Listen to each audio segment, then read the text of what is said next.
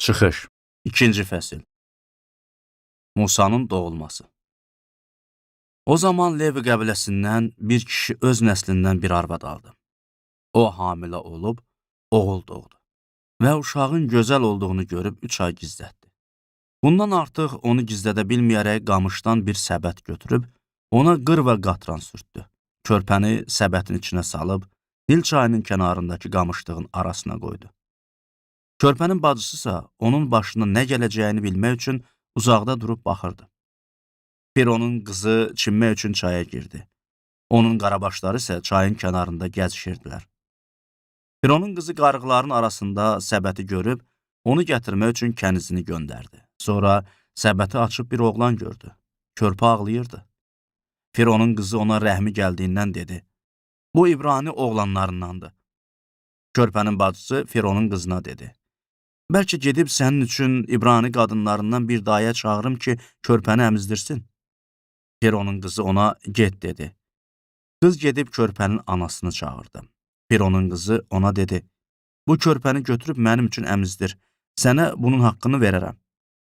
Qadın körpəni götürüb əmizdirdi. Uşaq böyüdü və qadın onu Firon qızının yanına apardı. Fironun qızı uşağı oğulluğa götürdü. O, uşağın adını Musa qoyub dedi, oğlanı sudan çıxartdığım üçün ona bu adı qoydum. Musa Misirlini öldürür. Çox illər keçdi, Musa böyüdü. Bir dəfə o, öz xalqının yanına getdi və onların ağır zəhmətini gördü. Bir Misirlinin onun xalqından olan İbranini döydüyünü gördü. Musa ətrafına baxıb, heç kəsin olmadığını görəndə, Misirlini öldürüb qumda gizlətdi. Ertəsi gün o yenə gedəndə gördü ki, 2 İbrani bir-biri ilə dalaşır. Musa haqsız olana dedi, yoldaşını niyə vurursan? O adam dedi, səni bizim üstümüzə kim başçı və hakim qoyub? Yoxsa Misirlini öldürdüyün kimi məni də öldürmək fikrindəsən? Musa qorxaraq ürəyində dedi, sən bu iş barədə bilirlər. Firon bu işdən xəbərdar olanda Musanı öldürtmək istədi. Amma Musa Fironun əlindən qaçıb Midyan torpağına çataraq bir quyunun yanında oturdu. Musa Midyanda yaşayır.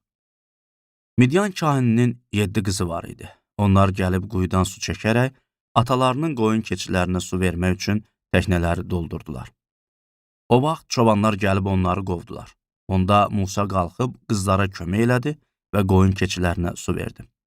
Qızlar ataları Reuelin yanına gələndə o dedi, necə oldu ki, bugün tez gəldiniz? Onlar dedilər, bir Misirli bizi çobanların əlindən qurtardı və bizim üçün quyudan su çəkib qoyun keçiyə su verdi. O qızlarına dedi, o adam hardadır? Onu niyə buraxdınız? Çağırın gəlib çörək yesin. Musa o adamın evində qalmağa razı oldu. O da qızı Sipporanı Musaya arvad olaraq verdi. Sippora bir oğlan doğdu. Musa onun adını Gerşom qoyub dedi, mən yad bir ölkədə qərib oldum.